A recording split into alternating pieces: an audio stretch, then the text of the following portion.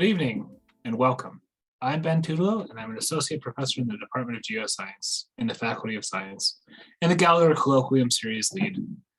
It is wonderful to have so many of you joining us online for tonight's Gallagher Colloquium presentation, giving us the opportunity to engage with more attendees from around the globe. We are recording tonight's session, and we will be posting this video on the Faculty of Science website. I encourage you to check out our website at science.ucalgary.ca for event listings and video updates. Tonight, we are connecting with you virtually, and I'd like to reflect on who I'm sharing this space with now, both near and far. We are broadcasting from Calgary, which is located on the traditional territories of the people of the Treaty 7 region in southern Alberta, which includes the Blackfoot Confederacy, comprising the Siksika, the Piikani, the Kainai First Nations, as well as the Tsuut'ina First Nation and the Stoney Nakoda, which includes the Chiniki, Bearspaw, and Wesley First Nations. The city of Calgary is also home to Métis Nation of Alberta, Region 3. The University of Calgary is situated on land adjacent to where the Bow River meets the Elbow River. The traditional Blackfoot name of this place is Mohkinstsis, which we now call the City of Calgary. The Gallagher Colloquium series continues to highlight speakers who share a passion for science, scientific research, and exploration. I'd like to take a moment and recognize the Gallagher family for their generosity and for making this series possible. Their support allows us to promote and build public awareness for science and scientific research, and helps us understand why science is fundamental and important, not only to our own lives, but to the world around us. Tonight, I am pleased to welcome our speaker, Dr. Shauna Morrison, Carnegie Research Scientist and 4D Initiative Co-Director with the Earth and Planets Laboratory at the Carnegie Institution for Science, and most notably for tonight's events, one of the 2022 Mineralogical Society of America Distinguished Lecturers. Shauna Morrison is a mineralogist and planetary scientist with expertise in crystallography, crystal chemistry, and the application of data-driven techniques. She is the 4D, which stands for Deep Time Data-Driven Discovery Initiative, co-director at the Carnegie Institution for Science's Earth and Planets Laboratory, former project manager of the Carnegie-led Deep Time Data Infrastructure, a co-investigator of the CheMin X-ray diffraction instrument on the NASA Mars Science Laboratory mission, a collaborator on the NASA Astrobiology Enigma project, a co-investigator of the NASA Astromaterials Data System, and a data contributor and collaborator of the RUF project, including the Mineral Evolution Database, Mineral Properties Database, and the Evolutionary System of Mineralogy Database. Shauna builds on her incredibly strong background in crystallography, crystal chemistry, and Martian mineralogy to explore new techniques in multidimensional multivariate analysis and visualization by employing a range of advanced machine learning techniques to better understand the complex relationships among Earth and planetary materials, their formational environments through deep time, and their coevolution with the biosphere. I've known Shauna for a while now. We were talking before the event tonight, and neither one of us could really quite figure out how long, but it is certainly long enough to know that her presentation tonight is going to be outstanding. Please join me in welcoming Dr. Shauna Morrison for her talk titled Driving Curiosity, Exploring Martian Geology and Habitability Through Mineralogy. Thank you so much, Ben, and thank you for that introduction. And you set the bar high, so if my talk is terrible today, what can I say? But let's hope it doesn't go that way. But all right, so I'm going to share my screen. Let's see, and I'm going to pop up my slides, and you guys just let me know you're seeing kind of a picture of a mountain now, right? Let's pull these slides up. Okay, and someone stop me if you can't see my slides, but I'm going to assume that you can. And again, thanks so much, Ben, for that really great introduction. And thanks so much to everyone for being here tonight. I'm really excited. Of course, I was supposed to be there in person. Ben and I were talking before everyone else got on the line about all the great meetings that we've been to together and how awesome it is to be together in person. So I really wish that I could have been there with you tonight. It's a shame that I can't, but of course we live in unusual times. So I will be delivering this talk to you from my house, but I hope that I'll be able to visit at some point soon in the future. So tonight I'm going to talk about, as Ben mentioned, the Curiosity mission and my role exploring Martian geology and habitability through mineralogy. mineralogy, through my mineralogical lens. I'm not going to talk too much about my data-driven work, but I am going to sneak some of that in the end. Although I would say almost all work is data-driven, but we'll talk about that more.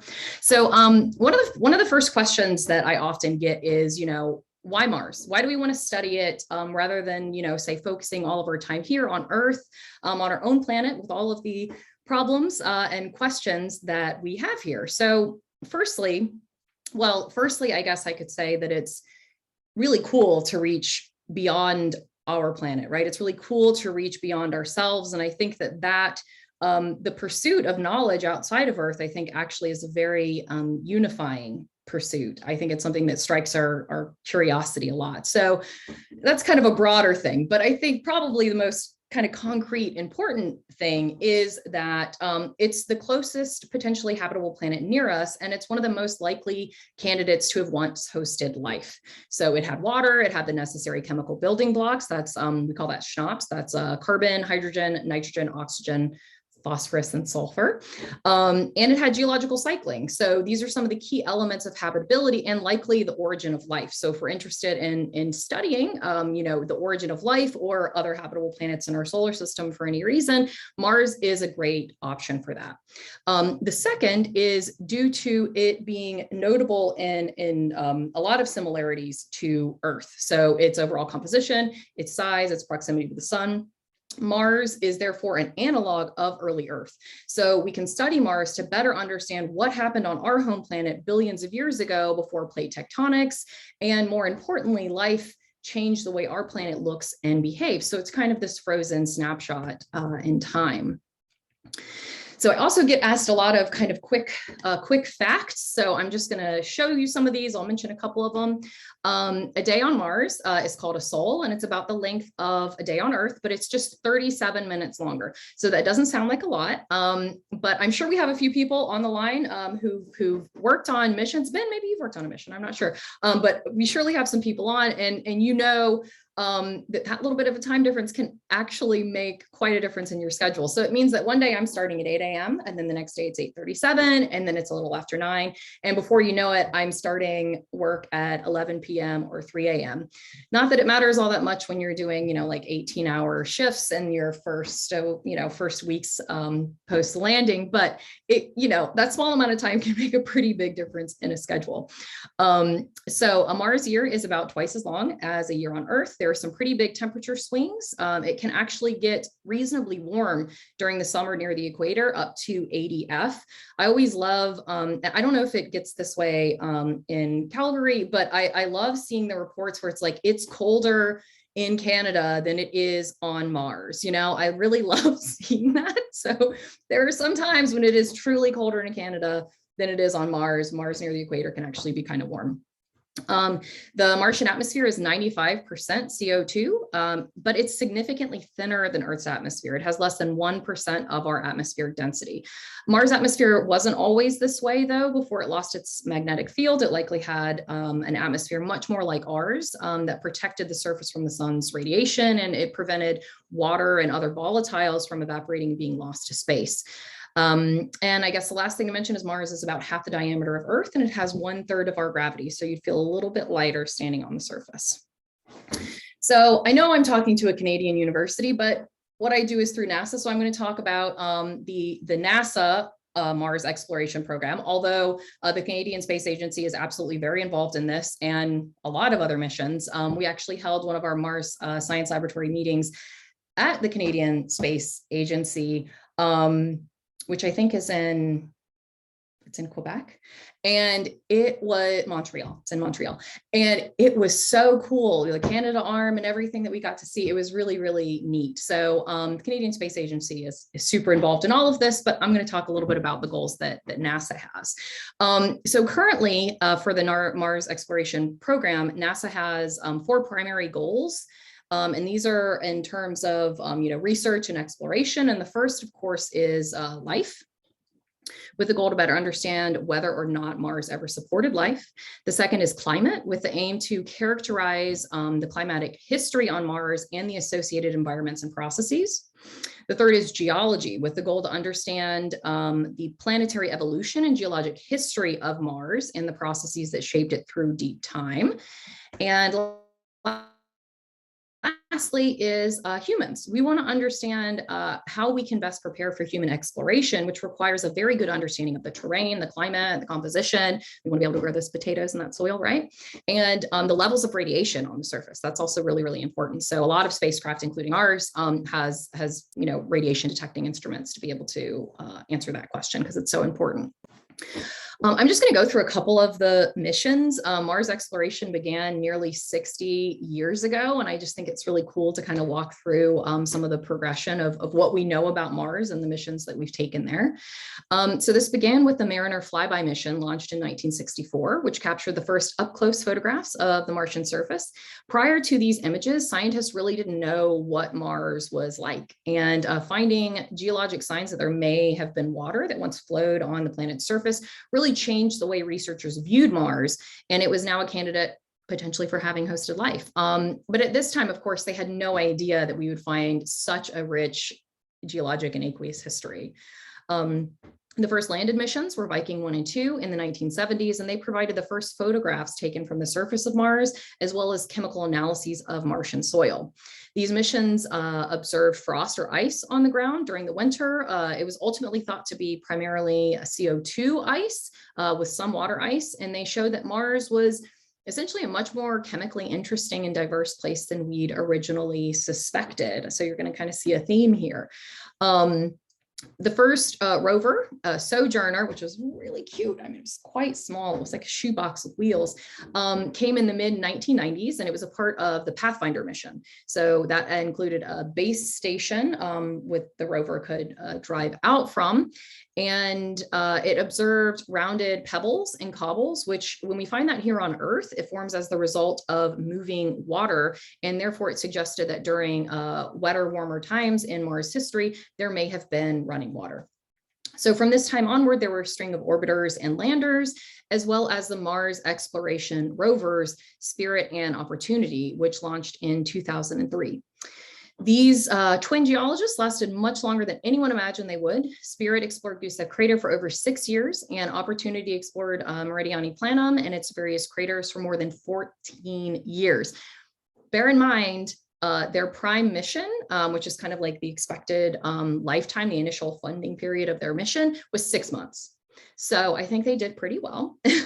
And in the case of Opportunity, you all may remember this. It was a dust storm in 2018 that likely covered the solar panels, and it caused hibernation and loss of contact. Something similar is what happened with Spirit. So that was a little sad, of course. Both Spirit and Opportunity had amazing runs, and they made a lot of scientific discoveries, including detecting many minerals like clays and gypsum that indicated longstanding presence of liquid water and possibly habitable environment. So they did amazing work. They actually lasted for a really long time. Of course, it's sad to see them go, but maybe one day when we send an astronaut there, we can go, revive them. I also love these videos. I think they're so cool. So, and it really shows what the dust is doing and the wind is doing on Mars. So Spirit captured a number of these dust devils in Gusev Crater, and it indicates, wind is playing a huge role in moving material around. It can't move big material, right? It's not actually like in the Martian when it's shaking the spaceship. That's okay. The author knew that, but it is actually moving stuff around quite a lot. And so here we're actually looking at that global dust storm that caused Opportunity to hibernate. So these dust storms can completely obscure the Martian surface and of course block rover solar panels. It can also block communication. So during this dust storm, it caused us to not be able to communicate with Curiosity. So for a significant amount of time, we had to actually shut down mission operations until the dust cleared. I think it was about 2 weeks. So that brings me to the Mars Science Laboratory rover, or Curiosity, we like to call it. And I'll talk more about this mission in a few minutes, but for now, I'll say that Curiosity was the largest rover ever sent to another planetary body. It weighs nearly a ton and is about the size of a Mini Cooper. So you can see me here in the testbed rover for scale. And it also has the most advanced scientific payload to date. And rather than solar panels, it has, which is what almost all of the other spacecraft use, it has a nuclear battery for its power. So while we might lose communication during those dust storms, there's no risk of actually you losing power due to the sun being blocked. So we couldn't talk for a while, but we were okay from a power standpoint. So a little bit newer, really neat mission to Mars is the InSight lander, which landed on the surface in late 2018. This mission is unique because it has a seismometer to detect any seismic activity, as well as a temperature gauge that goes relatively deep into the subsurface. So these are two things we had never done before. I think this mission is really, really cool. So it seeks to uncover how Mars formed and evolved by investigating the interior structure and composition, and it will determine the rate of Martian tectonic activity and meteorite impacts. Mars has long been thought of as a tectonically inactive planet, but in the first year alone, and many, many since, InSight has detected over 450 seismic events, most of which were consistent with tectonic activity, potentially even plate movement, according to the first papers they put out, rather than meteorite impacts. So it's really changing. Again, I said there was a theme. Each of these missions is really changing the way that we are thinking about Mars. Every time we go there, we learn something new. And it's, we find out we were wrong about the things that we thought, which that's science, right? We're always finding out that we were wrong. And I also mentioned the magnetic field and how it's lost its magnetic field. Well, it turns out this mission found out that the magnetic field, while still weak in comparison to ours or what you would generally think of, is still 10 times stronger than previously thought. So again, it's changing the way that we think. And of course, the last mission I'd like to mention is Mars 2020. So this is the Perseverance rover, which landed in Jezero Crater in February 2021. If we were in person right now, I would ask you how many of you knew how to spell Perseverance before this mission, because I swear that I always spelled it with another R in there or something. So this was a learning experience for me in many ways. But I can't, just raise your hand if you didn't know how to spell Perseverance. I'm raising my hand. So they chose to go to Jezero Crater. So that's an ancient, or they thought it was an ancient deltaic fan where water likely flowed out onto the floor of the crater, offering an environment particularly hospitable for microbial life. And so that's why they chose that landing site. Perseverance is based on the technology built for Curiosity, so it's about the same size and weight, but it has a slightly different payload and a notable difference in goals, which is that this mission is the first step in preparing for a sample return from Mars. There is still a lot of scientific instruments, but there's also a sample caching system in which the rover will drill rock cores and then put them in a small tube and place them on the surface to be picked up for sample return, hopefully by 2031. That's the goal. So now let's talk a little bit about the MSL, or Mars Science Laboratory mission, how we explore Mars and some of our findings. So our primary scientific goal is to explore and quantitatively assess a local region of Mars' surface as a potential habitat for life, either past or present, and to characterize the geologic history of this area. Curiosity has 17 cameras and 10 scientific instruments, so it's really loaded, including the CheMin instrument, which is here inside the body of the rover. CheMin stands for chemistry and mineralogy, and it's an X-ray diffraction instrument that definitively detects and analyzes minerals. So this is the instrument that I work on, and we're going to talk about that more. So here you can see a map of the locations of the landed missions I mentioned earlier, with many of them, including MSL, concentrated around the equator in the more temperate regions. And we're located inside Gale Crater, which is home to Aeolus Mons, which we call colloquially Mount Sharp. Mount Sharp is a 5-kilometer high mound of sedimentary rock. It's been laid down over billions of years of Martian geologic history, and therefore these layers of rock give us the opportunity to sample a huge swath of geologic environments that were deposited over a long time period. So as we're driving up this mountain, we're actually driving up through Martian geologic history, and we can sample each of these time periods. So, of course, we're gonna come to the minerals because I think that's one of the most important parts of this. If you talk to a sedimentologist, they would say it's sedimentology and stratigraphy. We can argue about that later. Actually, both of them are very important, and they go very much so hand in hand with this work. But I'm mainly going to talk about minerals because I'm a mineralogist, and that's what I do. So minerals in particular are a really important piece of understanding the geologic history of a sample or a crater or a planet. Because the composition, what type of minerals and the composition of those minerals gives us a lot of information about their formational environments and any subsequent weathering and alteration that they underwent, and even evidence for habitability. So minerals are essentially time capsules. They contain a lot of information in their composition and in their structure. And if we can get that information out, we can tell the story of the geologic history of a region or a planet. So just to give you an idea of the scale of the terrain we're covering, you can see the lower reaches of Mount Sharp on the left, and that tiny boulder circle there is about the size of the rover. So we've had to surmount some pretty serious terrain. If you've seen pictures of us tearing up our wheels and stuff, you can kind of understand why. We traveled quite a distance. We are almost 17 miles. We traveled about 17 miles as of today, and we've sampled many, many sites with various scientific instruments. So most material that we're dealing with is sediment, and that's in the form of sand dunes. As with this gorgeous, I just love this picture, this gorgeous Namib dunes. As soon as I saw this image, I was just like, oh, I want to go there. I mean, I wanted to go there already, but you see that and it's just like, oh, it's incredible. It's just, imagine standing there, right? It's so striking. And we also have a lot of sedimentary rock. And this includes a few sandstones that were once part of a delta, like we see with the Kimberley formation here. We have a conglomerate, which contained those rounded pebbles I mentioned earlier, and that often represents a fluvial or river deposit, and a lot of mudstones, which were deposited in a lacustrine or lake environment. So a lot of mudstones. So CheMin has sampled over 36 rock and soil samples so far, 28 of which were fluvio-lacustrine in nature. So this, river, lake type rocks. And we sample in two ways, one of which is by scooping up loose sediment, which you can see here on the left, and the other is by drilling rock and scooping up the drill finds, which you can see on the right, what those drill holes look like. So once we've scooped up the material, we use the rover's arm to deliver it to the CheMin instrument inside the body of the rover.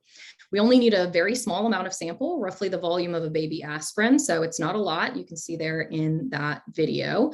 And we pour the sample material into one of our 27 reusable sample cells. And we move that cell in front of our X-ray source. And then we shoot the rock material with our X-ray beam. And the X-rays hit the mineral grains and they bounce off in a very specific way. This bouncing off is called diffraction, and each mineral has a unique X-ray diffraction pattern, which we record with our detector. Our sample cell is vibrating and moving the material around while we analyze it. So the beam will hit many mineral phases in each sample, and it will do so at all possible angles. And you can see the diffracted X-rays hitting the detector here and resulting in this, this is a two-dimensional X-ray diffraction pattern of our sample that contains several different kinds of minerals.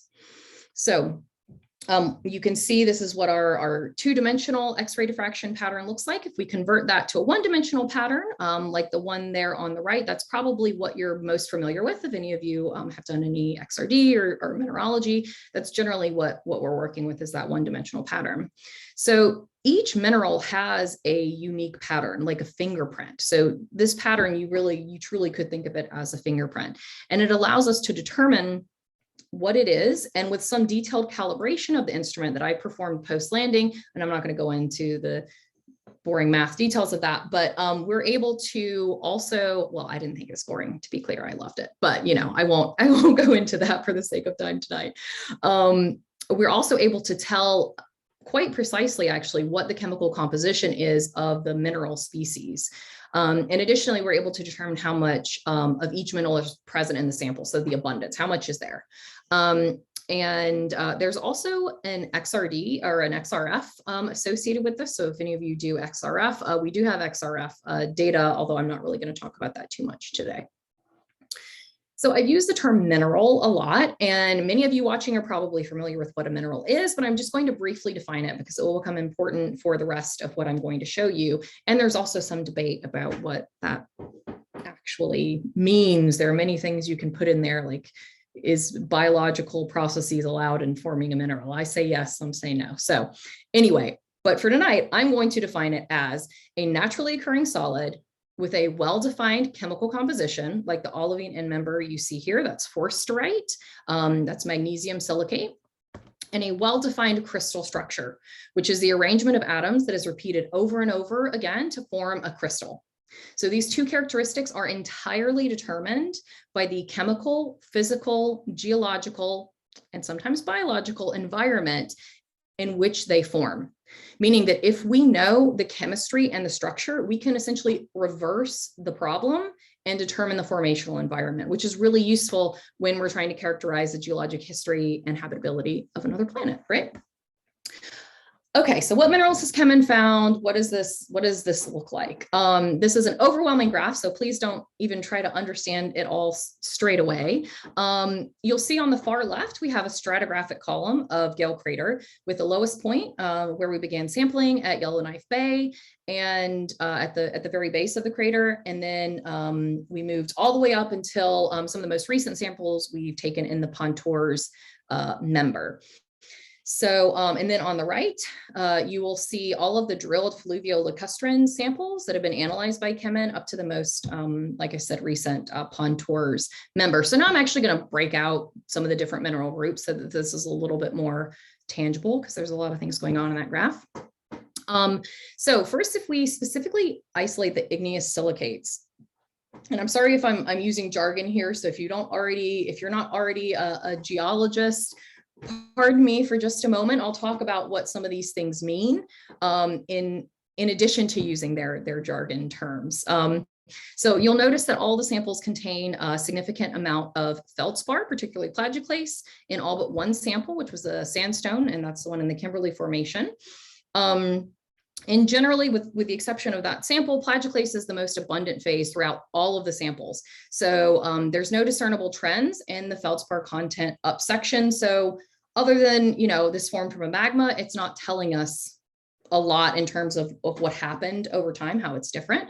However, if we look at the mafic silicates, olivine and pyroxene, we see that we only detected olivine in the lower stratigraphic regions, and we also see a general decrease in pyroxene as we move up section. So take the jargon away. What this is telling you is that the lower rocks are less altered, or they could be less evolved, but it's most likely that they're less altered. And then we're seeing more alteration as we move up the section. So another interesting feature is the silicification that we have observed in the Stimson Formation. So you can see that the two samples that contain the silica polymorphs, cristobalite and tridymite, sorry, that's a tough word, are labeled in blue. Cristobalite is not uncommon in these types of rocks, like basaltic rocks. But tridymite was pretty unexpected, particularly because particularly in such high concentrations, but also because generally when tridymite is found on Earth, it's associated with felsic volcanism or rhyolitic volcanism. So kind of like the volcanic equivalent of a granite. So it was kind of unusual. We don't think we have much, if any, appreciable granite on Mars. We only have basalt. So think like Hawaiian Islands. And we think that that's what we have there. So why are we having this mineral that's mostly associated with this very different type of volcanism that has a lot more silica in it? It's really puzzling. And this is an ongoing, I said Mars keeps throwing things at you that, that you are surprised by. And so this is still a puzzle. Some think that it's the result of hydrothermal processes or acid sulfate alteration, but it's still an open question. There are a lot of references down there at the bottom, and I can send you some papers if you're interested in looking at that. But basically the answer is we don't know. We don't know. Which is why we need to go there. If we could send someone there and bring some samples back, then maybe we could know. So now let's look at the iron oxides. We've observed magnetite and hematite, both of which are associated with several different geologic environments. So this includes basaltic volcanism and also various types of alteration, with hematite being the more being associated with more oxidizing conditions. So We also observed a much less common mineral called akadonite in a few samples, and this phase is usually indicative of acidic saline fluids. You can see that in the lower stratigraphic section, we see a lot of magnetite and only a small amount of hematite. And as we move up section, we see hematite largely becomes the dominant iron oxide phase. And that's indicating that we're seeing more oxidizing conditions in the upper regions. So again, we're able to see this very distinct trend in, the chemical situation as we're going through deep time. So we can also note some sulfates and carbonates. Specifically, we observed evaporites, and those are gypsum, basanite, and anhydrite, and they're commonly found throughout the section with notably higher concentrations in the upper Murray Formation, and they were found in veins running through the samples. For those of you who aren't familiar with these type of evaporites, they essentially mean that there were longstanding bodies of water there. So this is what, if you go to the salt flats in Utah, that's what it's made of, is gypsum. Or if you see like a white sands in New Mexico, that is all made of gypsum. And it is the result of water evaporating. And notably, gypsum actually still has water in its structure. So that tells us, hey, there's still a little bit of water in the subsurface, right? It hasn't all been completely desiccated. If it had, then it would be anhydrite. We also noticed that there's a little bit of jarosite, and that's the one symbolized in pink, and that's associated with acid sulfate alteration. We didn't find many carbonates. We eventually found a little bit of iron carbonate in the upper part of the strat column, and that's associated with near neutral sulfur poor fluids.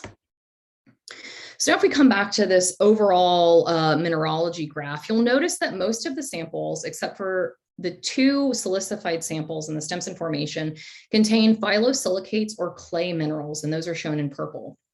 Phyllosilicates have sheet structure. So think sheets of paper stacked on each other and loosely held by van der Waals forces. It's, maybe it's been a while since you took chemistry, but I'm sure you learned about van der Waals forces. So they're kind of loose. So if you've ever had, say some sheets of mica and you can pull them apart, that's a lot of what clays are like. Actually, when micas break down, they can become types of clay. So, they're stacked in this way, and they are incredibly complex materials, and they're associated with secondary alteration and weathering. Like I said, if you break down mica, you can get a clay. So this is true of a lot of different minerals.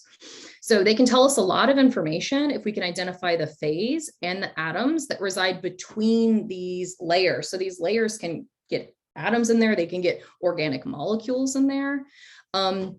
But unfortunately, they give us a lot less to go on crystallographically than do the more highly crystalline mineral phases. Specifically, we have to examine a single XRD peak position. So I told you, minerals give you this fingerprint. We get one peak with these. And that peak is a measure of that inner layer spacing. So rather than using the whole crystal structure or a unit cell, which I'm going to define in a minute, we're stuck with this one peak, right? So it's pretty tough. There's a lot of work that's been done there, but I'm not the expert in that on our team for a reason, because it's very complicated. You have to really, really love clays to try to parse that out. So I'm not a clay mineralogist, and so for the sake of time, I won't delve too far into it, but I will summarize by saying that the clays we've observed are associated with weathering by longstanding bodies of water, and with a range of pH from neutral to more acidic. And then the last phase I'd like to point out, I know Ben is going to bring up later, and you may not have even noticed it here, but it's the X-ray amorphous material in white. It is a constant presence in all of our samples, and it can be as high as 70 weight% of the analyzed sample. This material is particularly hard to study, not only because you can't isolate it from the sample to measure its chemistry, but it doesn't diffract X-rays. So this lack of diffraction can be caused by two things. One, it could be that the grains are simply too small. They are crystalline, but they're simply too small. They're too broken down, or never got big enough in the first place to have large enough planes for those X-rays to bounce off of or diffract off of. And the second could be that the material simply lacks long range order entirely. And that would be the case for, say, a glass.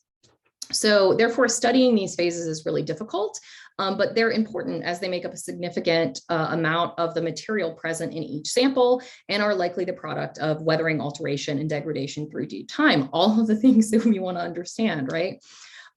So while we can't directly measure the amorphous component chemistry, we can do some back calculation based on bulk chemistry and the crystalline phase chemistry, which I'm about to tell you more about, to determine the bulk composition of the amorphous component. So we can't determine the composition of the individual amorphous phases, but we can of the bulk amorphous composition.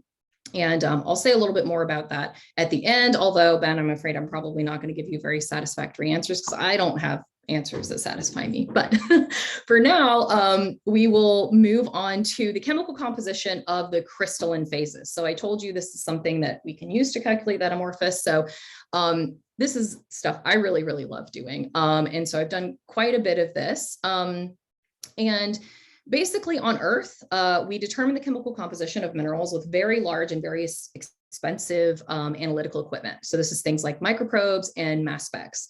However, none of these instruments exist in small enough forms to fly on a spacecraft.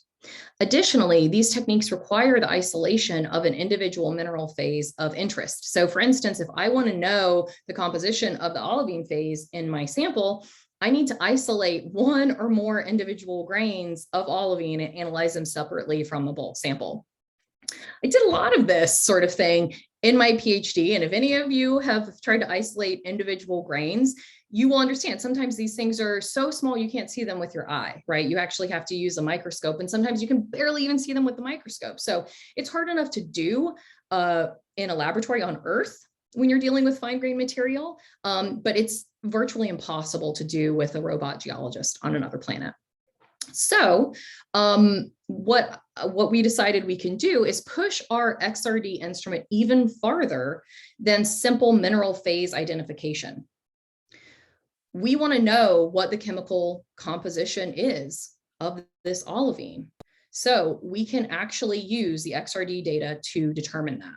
So let's come back to that olivine sample, forsterite. It has an ideal chemical composition of 2 magnesium atoms, 1 silicon atom, and 4 oxygen atoms. But in reality, there are other elements mixed in. Most commonly for olivine, the other element is iron. The iron version of olivine is called phthalate, but again, in nature, we rarely see an olivine crystal that is all iron or all magnesium.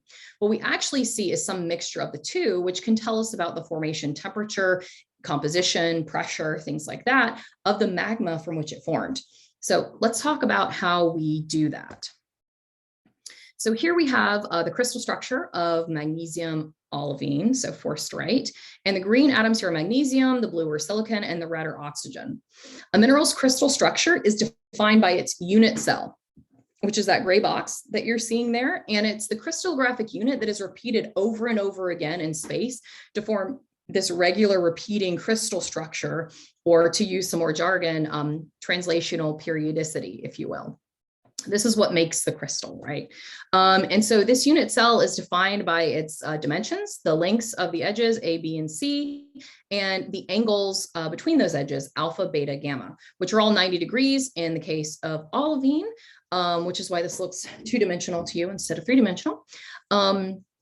And you can see the magnesium in the forsterite crystal structure is pretty small, but when we add iron to that crystal structure, look at what happens, right? I'm going to go back and forth a couple of times so you can really see it. The crystal structure becomes larger because iron is quite a bit bigger than magnesium. So it turns out that as you add more and more iron to olivine, the crystal structure changes in very regular systematic way. So by mining a lot of experimental data from laboratory measurements, I can statistically characterize the relationships between unit cell dimensions and the amount of iron. So what this means is that when I get X-ray diffraction data from CheMin, I can accurately predict the amount of iron and the amount of magnesium that's present in the olivine on Mars. And what's really nice about this technique is that we can do this for all the major mineral phases found in Gale crater, not just olivine. And I'm going to go through a few of those. So I mentioned this very systematic relationship between the unit cell parameters and iron and magnesium content in olivine. And here we're seeing a graphical representation of that trend. So the data that you're seeing here are available on the RUF project website. That's rough.int. info/IMA. If any of you are interested in that, just shoot me an email. Sorry, I should have put that up on the slides. All of these, each of these data points you're seeing here, for all of these minerals and many more, we have the unit cell parameters and compositions in that database there. So I said I wasn't really talking about my data-driven work, but this is actually where my interest in data-driven work began, because I was dissatisfied with the basic statistics that I could do with these data. And I realized that I could do a lot more. And I'll talk about that at the end. But this is kind of where it began for me. So if you're interested in the data, I can give you that link. Just let me know. But basically what we're seeing here on the x-axis of each of these graphs, we have the unit cell parameters. So that's A, B, C, and volume, which is a derived parameter, but I put it up here so that there's 4 instead of 3. And then on the y-axis, we have magnesium content in atoms per formula unit, or APFU. So if you recall, there are 2 magnesium or iron atoms in the chemical formula.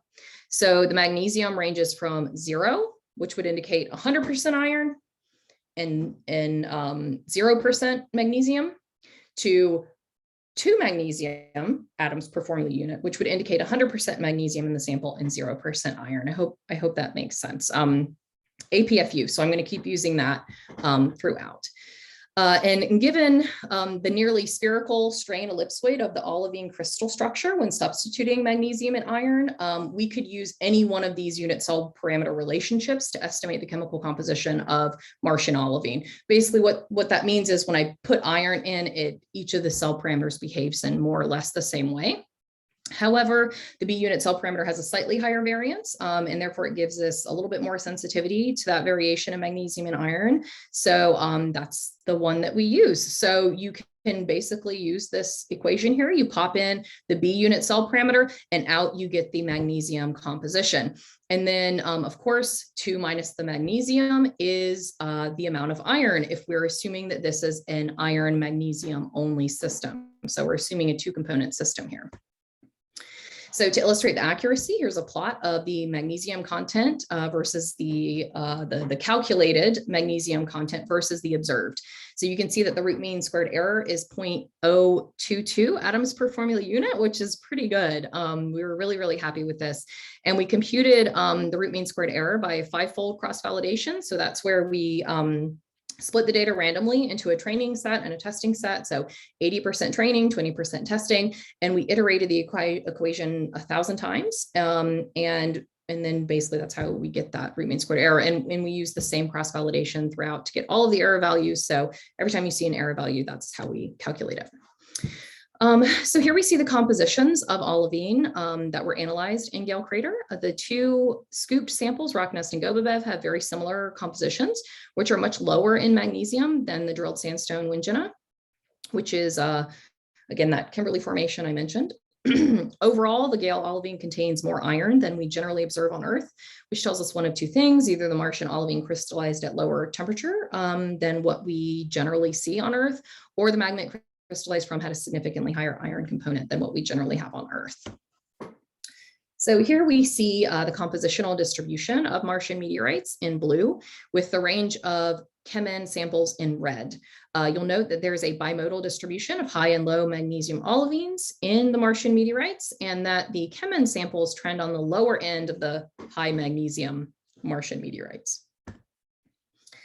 So I mentioned we can do this on a lot of different systems. So let's take a look at the plagioclase feldspar system. So here you'll see that the relationship between calcium and their unit cell parameters is not quite so nicely linear as it was for olivine. It's a little bit more complex.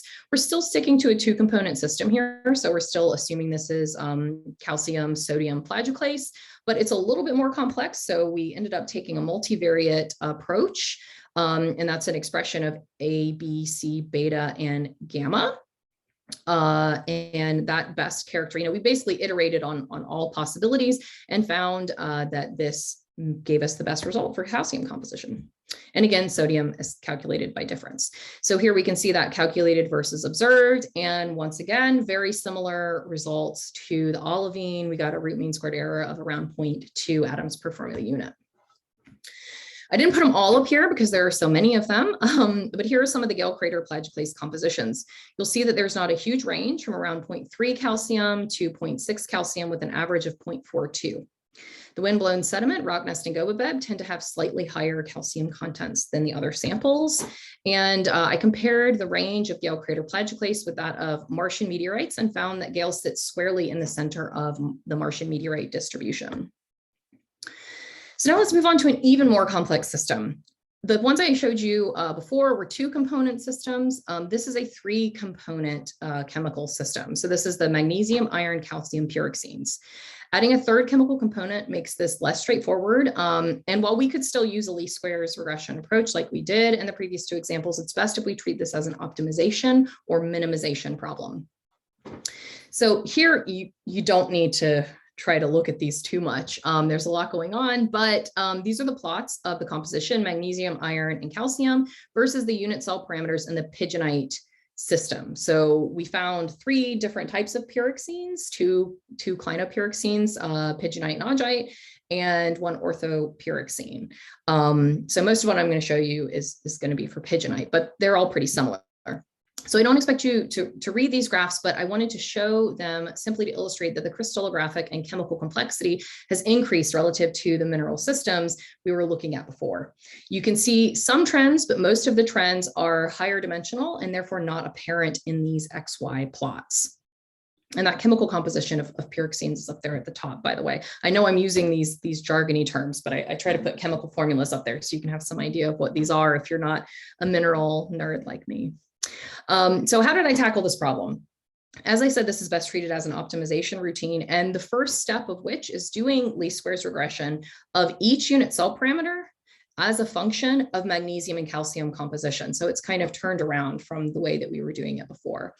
The functional form I began with was that of Turnock et al.'s papers from 1973, in which he did a nice job, an amazing job of characterizing the chemical and unit cell parameter space with synthetic pyroxene. So any of you who've taken petrology are undoubtedly very familiar with Turnock's work. And so that's a functional form I started with.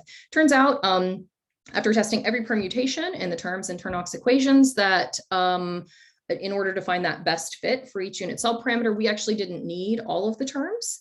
So we were able to kind of simplify that a little bit. And again, what we're seeing here is for the pigeonite phase, but the augite and orthopyroxene equations look pretty similar.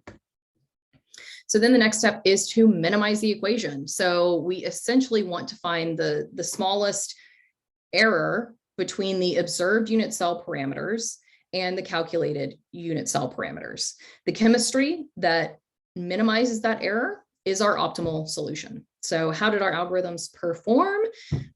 These look a lot nicer than the unit cell parameter graphs we were seeing, right? So here we're able to look at the calculated magnesium, iron, and calcium content for each of the pyroxene phases, so pigeonite, augite, and orthopyroxene. And you see that, I mean, in some cases, the error is, similar to what we were seeing in the 2-component systems. And in some cases, it's, about double, but that's still pretty good when we're moving into a 3-component system. So we're really excited about the capabilities of this method. So now let's compare the Gale pyroxene compositions to those of Martian meteorites. So here we have a classic pyroxene quadrilateral for those of us who have taken petrology. I think they kind of hurt our brains a little bit when we were undergrads, but they're actually pretty simple. So for those of us who haven't seen them before, we're simply looking at a ternary or 3-component diagram in which calcium content increases as you move up the graph, magnesium content increases as you move to the left, and iron increases as you move to the right. And so this is just a way of plotting, 3 chemical elements at once. The gray circles represent Martian meteorite pyroxene compositions, and the colored symbols represent the Gale pyroxenes. So the Gale samples largely coincide with the meteorite compositions, and augite plots nicely with the other augites. There's a little bit of difference with the pyroxene sample Lubango. You can see that's in light blue. And it's plotting kind of out in no man's land, although, they don't necessarily have to agree with the Martian meteorites because they are potentially different samples and they've undergone different things. But it was kind of interesting that it didn't quite match. It is important to note that the pyroxenes are one of the hardest samples to refine the unit cell parameters of in the CheMin data. They're very complex, and so our error bars that we get on those unit cell parameters are much higher than other phases. So you can see my error ellipses on a lot of these samples. Most of these samples are quite a bit larger than what we were seeing before in the other systems. So, it's hard to make some concrete statements about the compositions of the pyroxenes, unfortunately, but I still like to look at this because, it's better to have some information than no information at all, but you have to take these with a grain of salt. So the last system I would like to mention is complicated for a different reason, and that is the spinel oxides. So this includes things like magnetite and chromite that often contain iron. So you can see that chemical formula up there where X could be iron, it could be titanium, it could be magnesium, so on. The reason the system is complicated is because the spinel structure can accommodate more than a dozen different chemical elements, and it is cubic. So I showed you what those unit cells look like. So if it's a cubic unit cell, that means I only have, A equals B equals C in a cube, right? So I only, and all the angles are 90 degrees. So I only have one unit cell parameter, the A cell edge, to go on. So in this messy chart, you can see that's a result of this complication. On the x-axis, we have the A unit cell parameter, and on the y-axis, we have iron content in atoms per formula unit from 0 to 3. And then each of these trends represents iron as a function of the A cell edge in various chemical systems. So for instance, the green line is the trend of substituting titanium for iron. And that's a very common substitution in Martian meteorites. And it was also hypothesized with Mossbauer by the Mur missions. So I said it was complicated. Here are those equations. We don't need to think about those too much. But this is further complicated by the fact that it's not really accurate to limit the chemistry of our magnetite to a 2 or 3 component system like I have in this graph. It can be nice to give us a general idea, which is what we use it for, but there are many higher dimensional compositions that basically span all of this space. So we can look at the range of Gale crater spinel oxide unit cell parameters, and we know that we must exist somewhere within this chemical space, but that still leaves a lot of options. However, what it does do is rule out some options. So for instance, we know we don't have appreciable titanium, which I mentioned is found in a lot of Martian meteorites. So that was interesting that we can say, okay, we might not know exactly what we have, but we know what we don't have. Of course, rather than rely strictly on these relationships, we can actually go and look at what makes sense in terms of geology and composition. So here are some of the potential, likely candidates based on what we observed in that graph. And we could have substitution with chromium. We could have substitution with aluminum. We could have site vacancy, which is what that little square means, and we could have magnesium.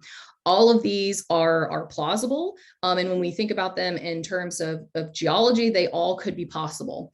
We don't think that we have chromium because in the XRF, we were able to isolate some grains and we didn't see that they were elevated in chromium. So we don't think we have appreciable chromium, but the other two we might. And so this is what those results would look like if we, had some site vacancy or some aluminum. But again, we're probably seeing a mixture of these phases and not just, one or the other. So I mentioned the X-ray amorphous component earlier, but what about its composition?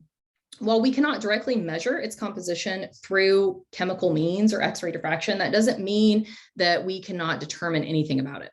There's another instrument on board the rover, and that's called an alpha particle X-ray spectrometer, or APXS, that measures the bulk or whole rock chemistry of a sample. So with this, we know the overall composition of a rock or a sediment sample that we've analyzed on, with CheMin. And with the crystal chemical calculations I just showed you a few moments ago, we can sum all of those crystalline phases and based on their abundance, and then we can subtract that composition of the crystalline component from that bulk sample. So thereby that gives us what is left over essentially is the X-ray amorphous component composition. So I'm not going to go into those results here for the sake of time and because we don't know nearly as much as we would like to, but I wanted you to know that we can use these data that I just showed you to get at that amorphous composition. And if you'd like to learn more about those results, you can check out an upcoming paper led by my colleague Cherie Achilles, who's really the expert in this. So I've thrown a lot of information at you, and I just like to step back and synthesize this a bit. The rocks and minerals we observed in Gale Crater tell us that there have been various stages of mineralization, environmental evolution, and cycling throughout its history. These stages include intensive volcanism, which we know from the basaltic minerals that I mentioned, and of course the volcanoes on the surface. There has also been weathering and alteration by wind and fluids, which is clear from the sand dunes and the wind-blown sedimentary structures, as well as the sedimentary structures formed by moving water, moving and standing water. And of course, we have observed minerals associated with alteration by water like clays and jarosites. And we also have evidence of large long-standing bodies of fresh water that went through wet and dry periods, causing evaporation and deposition of those evaporite minerals I mentioned earlier. So basically, the nature and distribution of these rocks and minerals give unambiguous evidence for a dynamic hydrosphere, which is, of course, a critical component of planetary habitability. So basically, we already know that the necessary chemical elements are present. And we've now definitively confirmed through X-ray diffraction that there was a long-standing water regime on Mars. And we've also discovered that there was significant geologic cycling, and these are all the components needed for a habitable environment. So Mars was certainly a habitable environment. So that's pretty much my talk, but I can't not mention some of my machine learning and data-driven projects. So I'm just going to briefly touch on 3 of these projects. We'll just go through one slide each. This Mars work is really what started me on this path. So I think it's very fitting to kind of mention what is the next iteration of this. So this is kind of the next step of the crystal chemical algorithms I described earlier. So those were largely based on least squares regression. And maybe you were thinking, hey, why aren't you doing machine learning on this? That was exactly my thought. And you probably noticed that each one of these mineral systems, I limited them to 2 or 3 chemical elements. Iron and magnesium in the case of olivine, iron, magnesium, calcium in the case of pyroxene. But the fact is, minerals are almost never, basically they are never, this pure in nature. And the minor and trace elements they incorporate provide a huge amount of information about their formational environments. So I wanted to see if we could use machine learning to push the capabilities of CheMin and spacecraft XRD even farther and ask the question, can we predict multi-element mineral compositions based on X-ray diffraction data alone? Of course, the answer is yes, we're doing that. And while we can't get down to trace element concentrations, we can measure minor elements with approximately the precision of a microprobe. So this is immediately applicable to the minerals observed in Gale Crater, and it will give us a better picture of the geologic history of the Martian surface.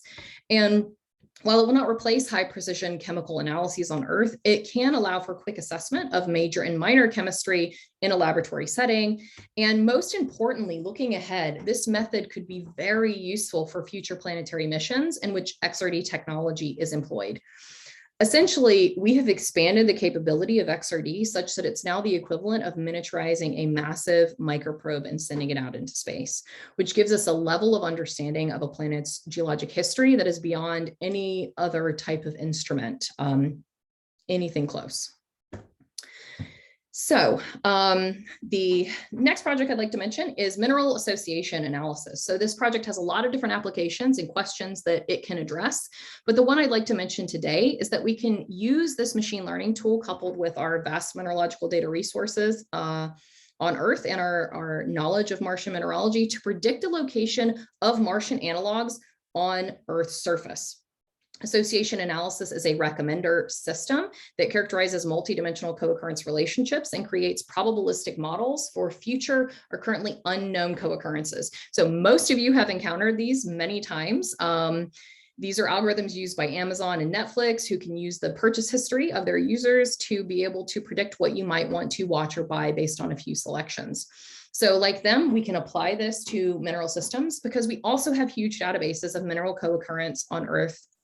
And we can look at these multi-mineral correlations. So we're not just looking at, one-to-one, we're looking at very complex correlations. And we can predict where we expect to find a given mineral or a mineral assemblage or a geologic environment on Earth or another planetary body. So we can take a mineral assemblage that characterizes an environment on Mars, and we can query our association rules to ask questions like, where can I find a Mars analog environment on Earth that we didn't already know existed? And to be clear, we're not simply looking for places that are known to host the mineral assemblage in question. We can do that easily just by querying MinDat or the Mineral Evolution database. We do that on a regular basis, but we are looking at sites that are not known to host all of the mineral phases, but have a high likelihood, based on our algorithm, to exist there, but no one has reported them yet. So we're making a prediction. And of course, we're looking at these complex correlations and anti-correlations of mineral co-occurrence to make that prediction. We can also ask questions about where can we find a single mineral of interest if we have a particular site we're interested in, where can I find this new location of mineral X, and what other minerals as yet reported are likely to exist at a location of interest. So there are a lot of things we can do with this. And the last project I'll mention, I could have talked about this in this entire time, and it was actually a lot of what I talked about in my other MSA lecture. And this is the evolutionary system of mineralogy, in which I'm working very closely with my colleague, my Carnegie colleague, Bob Hazen, and it combines mineral evolution, network analysis, and natural kind clustering. So I mentioned that minerals are, these little, balls of information. I'm lacking the good term right now, but they contain so much information. They're incredibly information rich, and they harness, the formational conditions that they came to be in. So we have the opportunity to integrate those characteristics and parameters. And these are things like minor and trace elements, isotopic ratios, structural defects, inclusions, textures, morphologies, to gain a multidimensional, holistic mineralogical perspective of those very dynamic formational environments through deep time. So in building these systems, we are characterizing minerals in their formational environments and placing them within their evolutionary context through deep time. And so that allows us to ask questions like, how do we determine the formational environment of a mineral sample and whether or not there is biogenic input to that origin? For some minerals, whether or not biology was involved is a straightforward, morphology or first order chemistry question. But for others, it's not so simple. Take, for example, pyrite. Pyrite forms in many different environments and ways, many. It has some of the most diverse formational environments. And some of them may have biogenic input. But if I tell you that I found a pyrite on Mars, what does that tell you about the Martian environment? Not a lot. It tells you that I could have had a range of conditions and materials, but that's not very helpful for determining the geologic conditions or if there was any biological influence on those environments. However, that information is locked within each mineral specimen. And in order to extract that information, we're using pyrite geochemistry databases combined with natural kind clustering techniques to look at these multivariate correlations across all of the major, minor trace elements and isotopic ratios. And with this work, we've actually been able to get at really predicting pyrite formational environments from unknown samples. And we've done this with a lot of other mineral systems, which I won't go into for the sake of time. But just to reiterate, and I think this really comes back to everything I've talked about in this talk, minerals form as the result of their physical and chemical environments, and these environments leave their mark on the minerals in the form of complex physical and chemical attributes, and therefore they offer us the opportunity to characterize mineral specimens not only broadly by the type of mineral that they are, but very specifically by their formational environment, including potential biosignatures, and to place them in the appropriate stage of planetary evolution in their deep time context. So this applies to Mars, and it also applies to a lot of other work.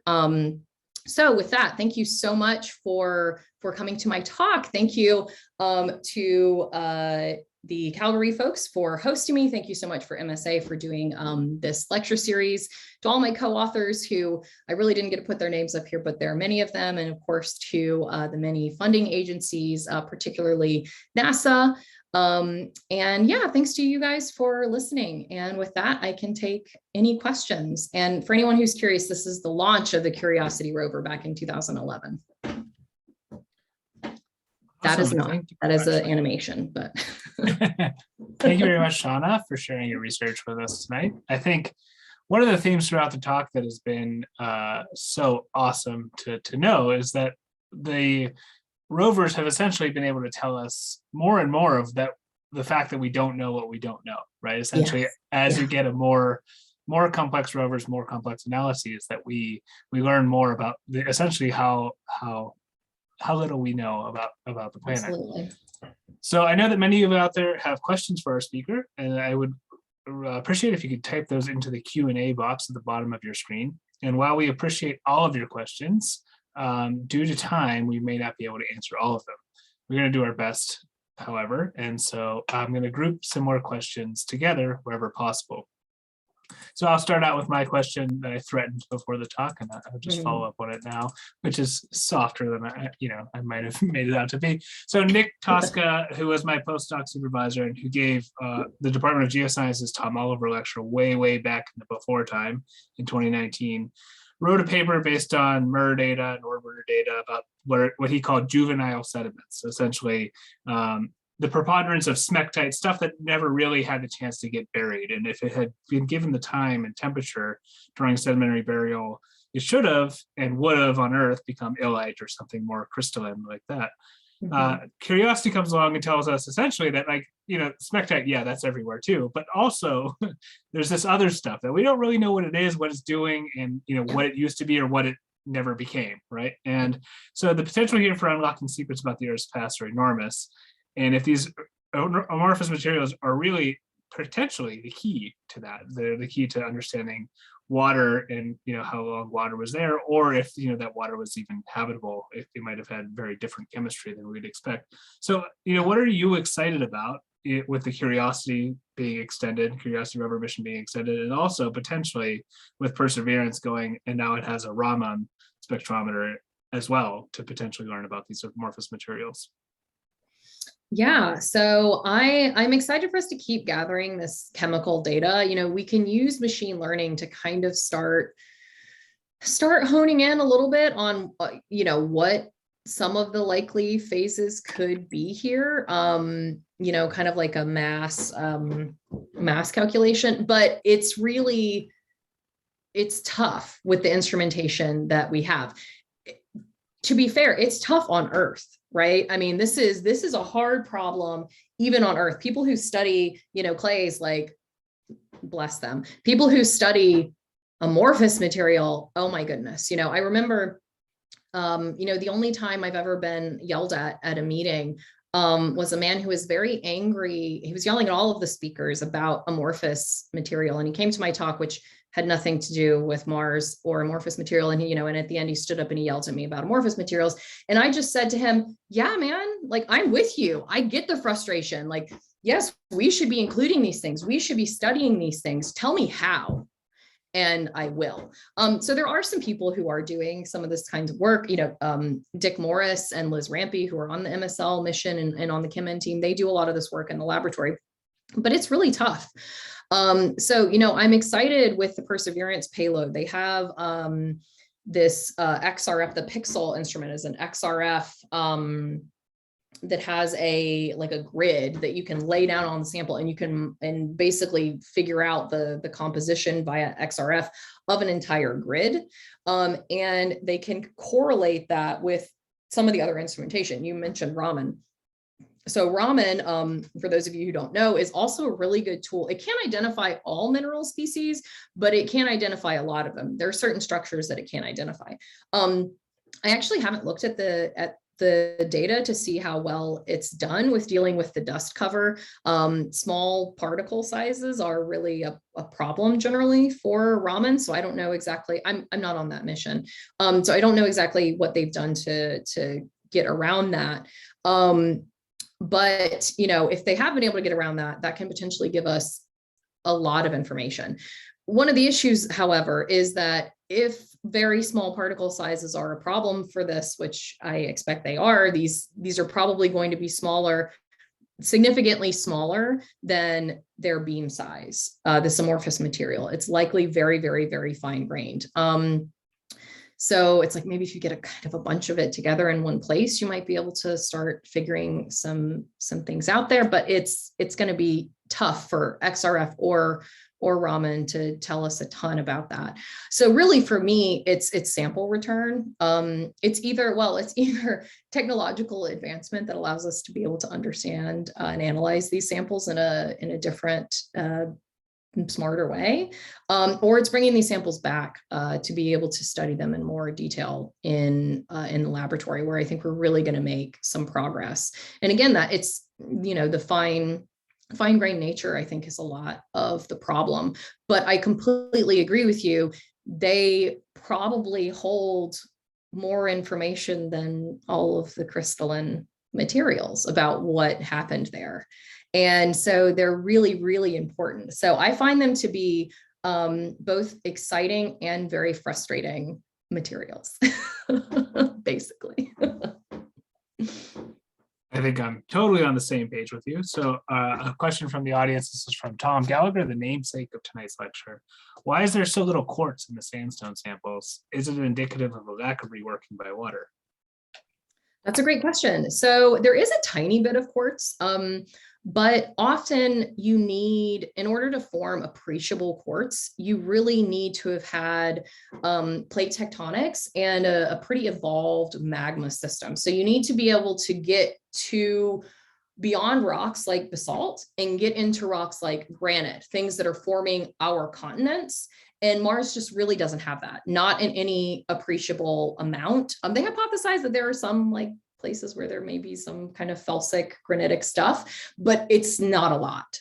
And so basically you need continents to start forming these quartz sandstones like what you see on Earth. So we needed Mars to stay geologically active for a lot longer time than it did in order to get to that point.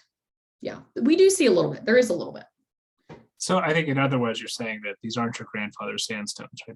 These are interesting Martian sandstones. Right? These are, yeah. And there's, and also I should actually make this point clear for anyone. I don't know if we have any non-geologists on the line, but sandstone is normally on Earth, we think of a sandstone as being a quartz rich thing, right? It's made up of what most sand is made up of on Earth.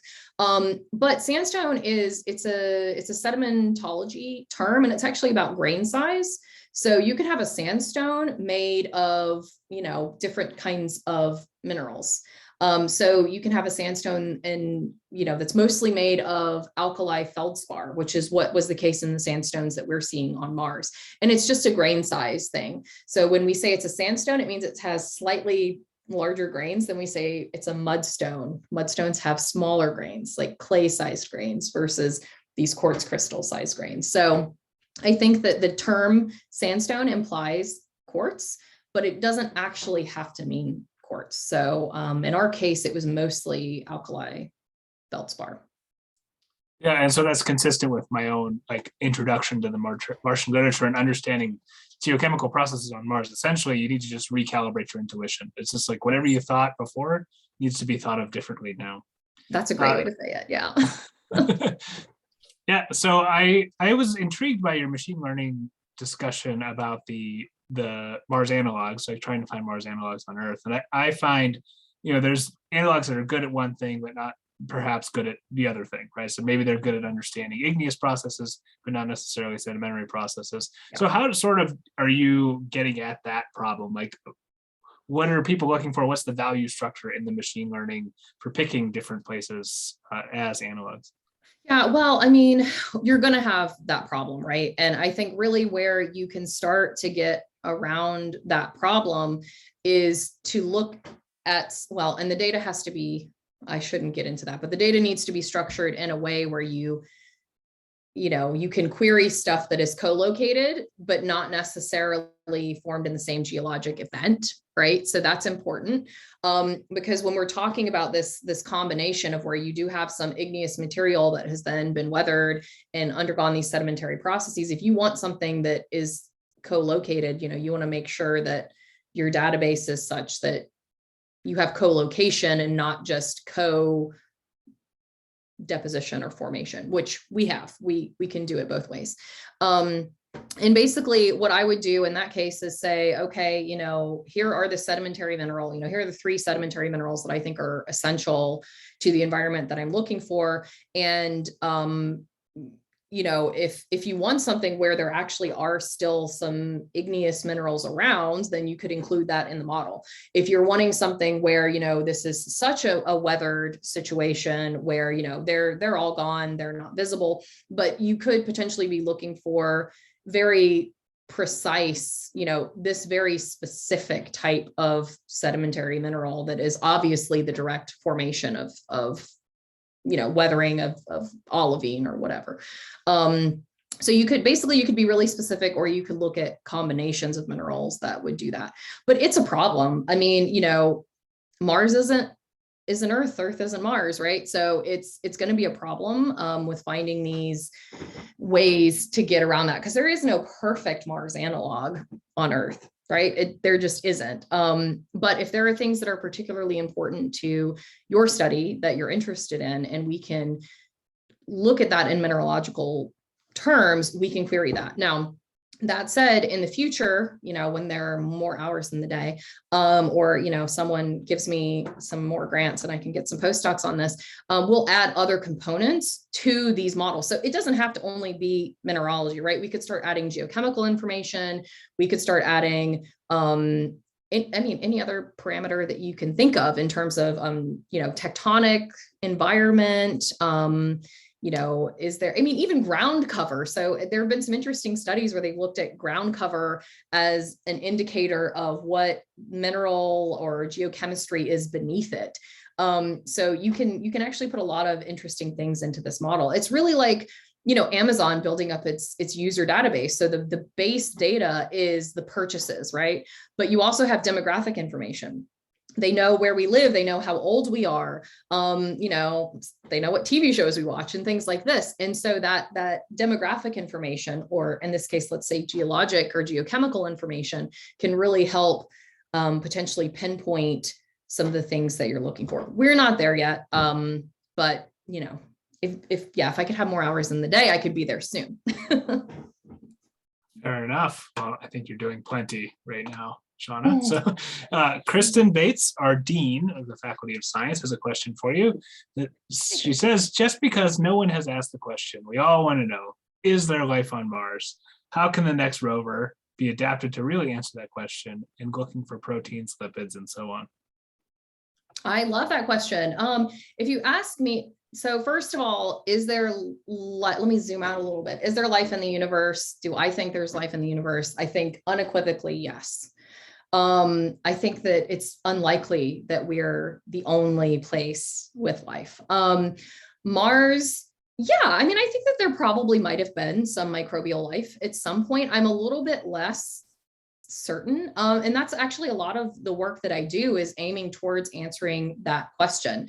Can we figure out what is the mineralogy telling us? Because it is really hard to look for proteins and lipids and things like this, right? If they only existed 3 billion years ago, the likelihood that any of that would be preserved today is very low, right? This is a problem that we have in origin of life studies on Earth, where we have access to the whole planet, right? So although Mars hasn't been reworked as much as Earth, so we do have that benefit of, a lot of the most ancient Earth's crust is lost. It's been gone. It's been subducted and changed into something else. And that hasn't happened on Mars. But, a lot of that material, it's just going to go away if, radiation, heat, chemical processes, it takes that away. So one of the big things that I'm looking at is what are the minerals telling us? And you can look at things like, what is the geochemistry of the mineral sample? I talked about that. Maybe that can tell us something about, was there biological input? But what I didn't talk about was this pattern in the diversity and distribution of minerals across a planet. So this is work actually that got me really involved with Bob Hazen and mineral evolution and mineral ecology, and is why I actually went to Carnegie in the first place, and I ended up staying, which is often the story with Carnegie, but is looking at this broad sweep of minerals across an entire planet, and what can this overall distribution tell us? So when you look at Earth's mineralogy, what you find is we have a lot of mineral species. So we have almost 6,000 mineral species known today. We have more than that. We've been able to predict we have around at least 9,000. It's a low estimate. But in some of the data-driven work, we've predicted 9,000. And not only do we have this very high diversity, but we also have this interesting distribution in which most mineral species are rare. So most of those 6,000 species only occur at 1 or 2 localities. It's like, I forget what it is, 80–90% of them occur at 5 or fewer. So most minerals are rare, and there are a few things that are very common. Things like we've got questions about tonight, right? Quartz, things I've talked about, feldspar. Those things are very common, but there aren't very many of those. So we have this statistical distribution that's this like almost like exponential curve, and we can model that. It's called a large number of rare events distribution. So it's known to, it also occurs with words in a book, which is really interesting. If you want some papers on that, definitely email me and I can send them to you. So there are a lot of natural systems that kind of follow this similar trend. So we can model that. And when we look at the mineralogy, the mineral distribution and diversity that we see, say, on the moon, we don't see that. We see a much lower mineral diversity, and we see that they're largely, the curve is kind of like this, right? There are some things, and their commonness is not all that different, right? With that said, we've only brought back a few big chunks of the moon, right? So I think there's still a lot of work that needs to be done there to be able to definitively say that, but we have been able to bring back samples and actually look at them in the lab, unlike on Mars. And part of this lack of diversity and part of this lack of distribution, in part is due to, the moon didn't have the extensive geologic processes that Earth had. The moon didn't have water, right? So that makes a huge difference. A lot of the mineral diversity we have on Earth is due to water, but still, life creates chemical disequilibrium, right? It uses elements to live. It takes the energy from redox reactions of elements, and it actually uses them to do its work. That's what hemoglobin in your blood is doing with iron, right? So it creates this disequilibrium, and it basically messes up the chemistry from what it would be without life. And then therefore weird and unique minerals form. So they're not necessarily forming, a bug didn't spit out a mineral, although sometimes they do that. A bug didn't necessarily spit out a mineral, but it changed the chemical landscape such that new and different minerals formed. And so these unique chemical niches that life is making across the planet, it's very likely, and we're working a lot on this, to be something that's, this mineral diversity and this large number of rare events distribution is very likely to be attributed to that. And that's why we don't see it on the moon, and why we see significantly less of it on Mars. Now, again, Mars has a huge caveat, right? We have Martian meteorites. Those are only igneous rocks. That's not telling us anything about subsequent weathering and alteration.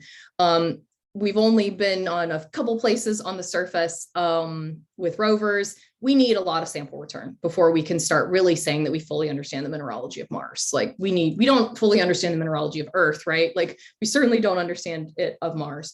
But what we do understand, it has a significantly lower diversity, and it is kind of lacking that abundance of rare species.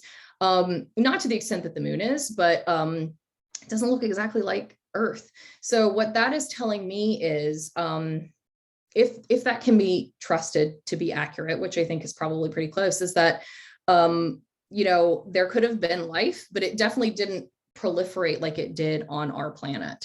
So it probably wasn't nearly so widespread. I mean, microbes just took over, right? They completely took over our planet, and they've shaped, so much about the way that it looks and behaves.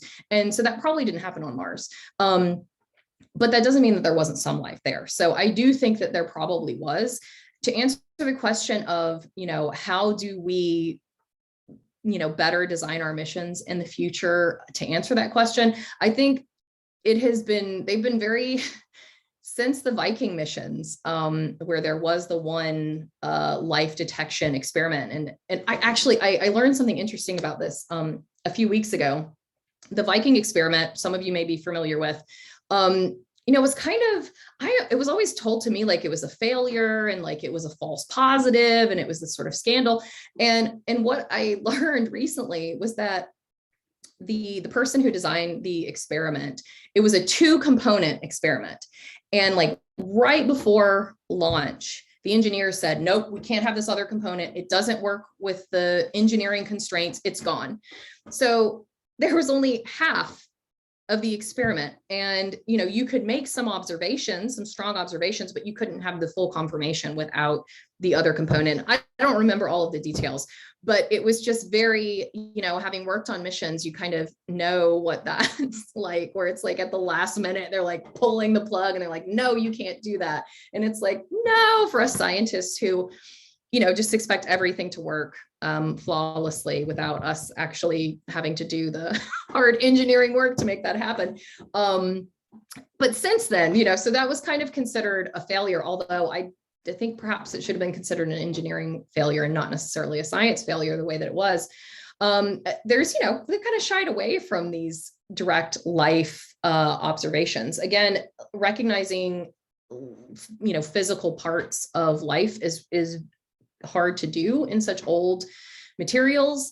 And, also what is life? That's a whole nother question of even defining what life is and what it would look like when you found it is a whole big can of worms.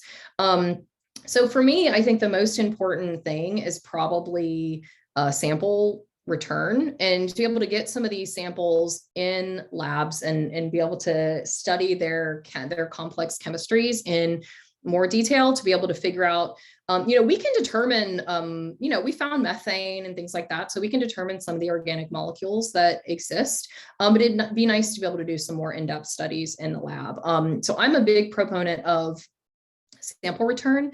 And I think as far as actually being able to detect it with rover instrumentation, we probably, need to figure out what life is first.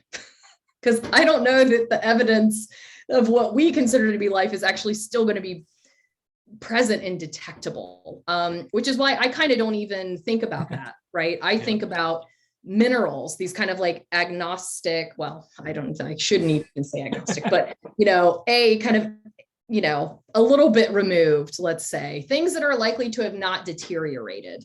Whereas, cell membranes are going to have deteriorated, right? So I think of it from that perspective. So for me, it's all in the minerals, but. I agree. Oh, well, I think that they are the true record, right? So that's the lovely thing. They're the oldest samples we have. Yeah. I agree. And I think I'll just make mention of the fact that the large number of rare events thing that Bob talked about, years ago to everyone, it has stuck in my mind so profoundly this whole time. I think about it all the time. And so it's so cool. It's I so encourage cool. It's anyone to Google that. It's very cool. And it's literally what got me involved in working with him, because I was just like, this is so different. I talk about in my other MSA talk, but like watching mineralogy as a field go from being like a largely descriptive field into this like very predictive space. As soon as I like caught wind of this, I was just like, yes, that's what I want to do. And so, so I started working with Hazen in like when I was a student, and then I've just like continued on. All right, so we're almost out of time here, so I'm going to take 2 minutes and so let's see if we could do rapid fire of the 3 remaining questions if possible. All right, Tom Gallagher again asks, can we sample for calcite C13, C12 isotopic compositions if it were there, or can we do isotopes at all on Mars? Yes, so the SAM instrument could test for some isotopes. They did like an argon-argon test. I don't know that they can do the carbon isotopes, They had, but I think they that's had a something that's paper doable. about the organic matter. I don't know if they could do it of inorganic carbon. I know they can do it of organic carbon. The error bars are gigantic, but at least it's an answer. Yeah, so I think it's doable. Right now we can do a little bit of it, but I think on future missions it is probably very achievable. Okay, Dr. E.F. Malone says or asks, can you say anything about the duration of water regimes in the sample lacustrine environment at Gale Crater? Oh goodness, that is heavily debated. There are some people that will tell you it was very short and intermittent, and there are some that will tell you that it was very long-standing. I think that you can invoke mechanisms for both of those. They're solid arguments, and for things in between. So, I don't know. But you can find people out there who will tell you exactly that they know and they're sure, but they don't agree with each other. So that's the question that everyone's trying to answer essentially. Yeah. And final question from an anonymous attendee: if NASA and other space agencies are trying to follow the water, why have we not sent any rovers to the polar regions where there's believed to be some stable body of water? Oh yeah, so there was a polar lander. And in the 90s, I believe, and they were able to detect some water ice, I think, and some CO2 ice. There also have been orbiters where they're using, I'm blanking on it's like a radar. It's not radar, but it's like radar, a remote sensing technique to be able to detect water under the ice sheets. So there is a significant body of, I think they think it's liquid water. There could be liquid CO2 and other things going on, but they think that there is a significant body of water. And so that's been with remote sensing. It's pretty clear that there's not like pools around. We can tell that from the orbiters. So I think probably the most effective way to figure out, like, is it in the subsurface, is actually these orbital missions. Unless you had some mechanism for drilling really deep, which is a really, really hard, I was ragging on the engineers earlier, but it's a really, really hard engineering hurdle to be able to drill. It's hard to drill this deep. It's really hard to drill deeper than that. Which Insight has drilled a lot deeper, but yeah, it's tough. People are working on instrumentation to actually be able to do that. So I think it'll happen at some point, but right now the best option is remote sensing. Great. Thank you, everyone, for your questions. And it's been a pleasure being here with you tonight and being able to participate in this Gallagher presentation. I really have enjoyed learning so much about Mars and Curiosity tonight. And so I will pass it over to the department head of the Department of Geoscience, Dr. Stephen Hubbard.